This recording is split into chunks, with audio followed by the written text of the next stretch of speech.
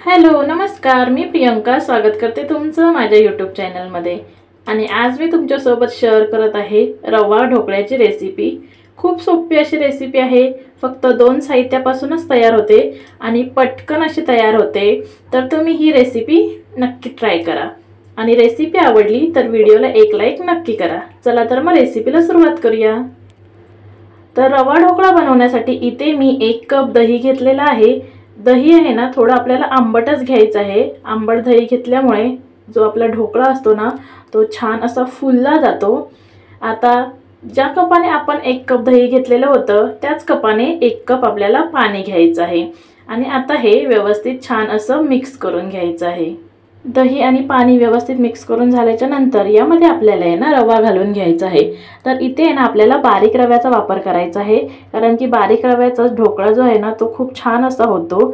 जर तुमच्याकडे बारीक रवा नसेल, मोठा जाडा रवा असेल तर तुम्ही आहे ना एकदा त्याला मिक्सरमध्ये फिरवून घ्या। तर इथे मी 1 कप रवा घालून घेतलेला आहे। आता हे व्यवस्थित छान असं मिक्स करून घ्यायचं।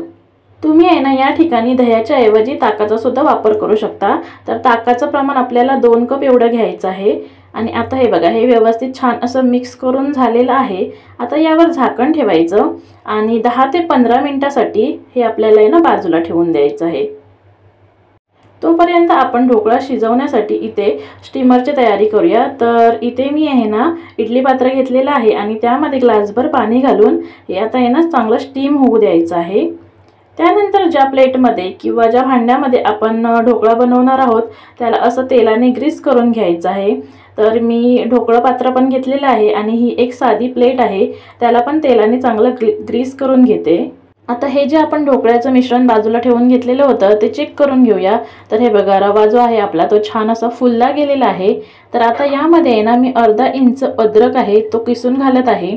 या ठिकाणी तुम्ही हिरव्या मिरचीचे तुकडे सुद्धा घालू शकता किंवा अद्रक आणि हिरवी मिरची बारीक अशी कुटून यामध्ये घालू शकता।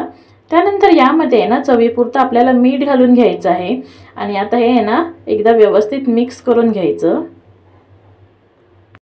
आणि आता आहे ना आपल्याला यामध्ये ना 2 चमचे तेल घालून घ्यायचं आहे।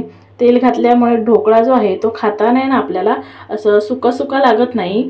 आता तेल घातल्याच्या नंतर पुन्हा छान असं मिक्स करून घ्यायचं आणि आता आपल्याला यामध्ये आहे ना इनो घालून घ्यायचं आहे।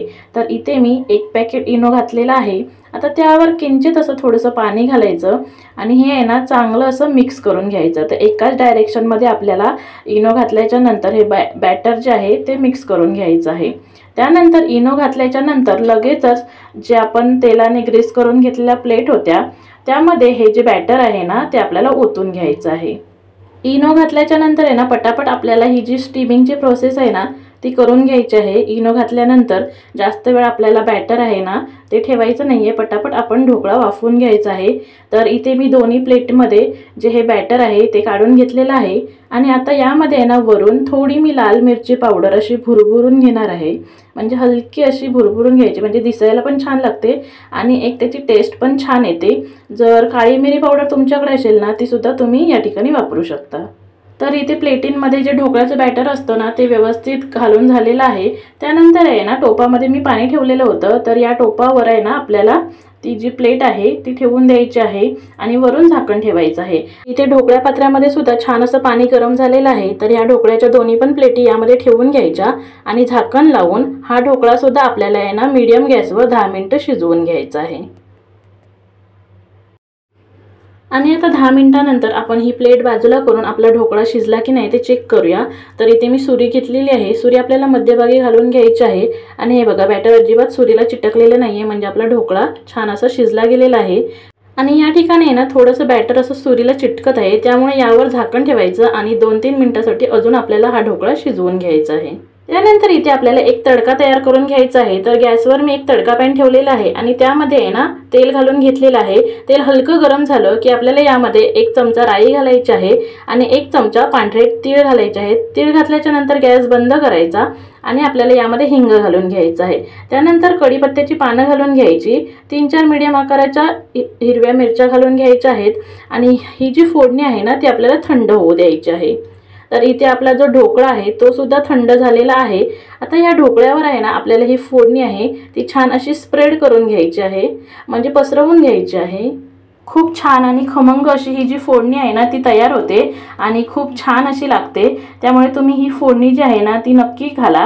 आणि आता मी दुसऱ्या प्लेटमध्ये सुद्धा ही फोडणी जी आहे ना ती घालून घेत आहे आणि हे बघा वरतून अशी आहे ना पसरवून घेत आहे। त्यानंतर आपल्याला यामध्ये वरून चिरलेली हिरवी कोथिंबीर घालून घ्यायची आहे। कोथिंबीरीचा सुद्धा खूप छान असा फ्लेवर या ढोकळ्यामध्ये येतो।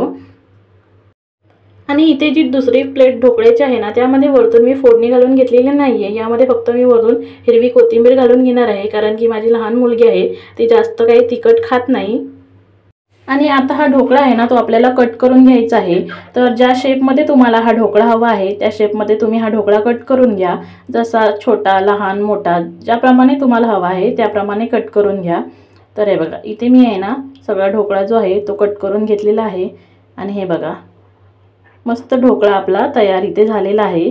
तर ढोकळा आपला जेवढा पातळ असेल म्हणजे बारीक असा असेल तेवढाच तो आहे ना खायला खूप टेस्टी असा लागतो। तर हे बघा दुसऱ्या भांड्यातला ढोकळा सुद्धा मी कट करून घेतलेला आहे। आणि हे बघा हा बघा छान असा आपला जो ढोकळा आहे ना तो तयार झालेला आहे। ढोकळा जेवढा पातळ असतो ना तेवढाच तो छान असा लागतो।